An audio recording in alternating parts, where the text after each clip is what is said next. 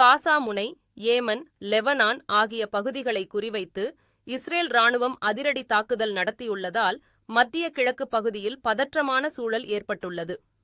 Israel Hamas அமைப்பினரிடையே நடைபெற்று வரும் போர் பல மாதங்களாக நீடித்து வரும் நிலையில் இஸ்ரேல் நடத்திய தாக்குதலில் ஹமாஸ் ஆயுத குழுவினர் உள்பட 38,000த்திற்கும் மேற்பட்டோர் உயிரிழந்துள்ளனர். இதனிடையே ஹமாஸ் அமைப்பினருக்கு ஏமனில் செயல்பட்டு வரும் ஹவுதி கிளர்ச்சியாளர்களும் லெபனானில் செயல்பட்டு வரும் ஹிஸ்புல்லா பயங்கரவாதிகளும் ஆதரவு அளித்து வருகின்றனர். இந்த ஆயுத குழுக்கள் இஸ்ரேல் மீது அவ்வப்போது தாக்குதல் நடத்தி வருகின்றன.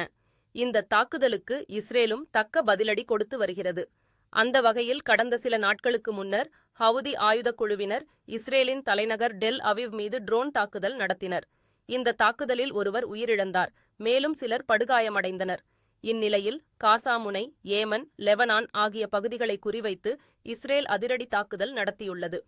ஏமனின் இந்த தாக்குதலில் 3 பேர் உயிரிழந்தனர், மேலும் 87 பேர் படுகாயமடைந்தனர். அதேபோல் காசா முனையின் நடத்தப்பட்ட தாக்குதலில் ஹமாஸ் ஆயுத குழுவினர் உள்பட 39 பேர் உயிரிழந்தனர். ஒரே நேரத்தில் லெபனான், ஏமன், காசா என 3 பகுதிகளில் இஸ்ரேல் அதிரடி தாக்குதல் நடத்தியதால் மத்திய கிழக்கு பகுதியில் பதற்றம் அதிகரித்துள்ளது.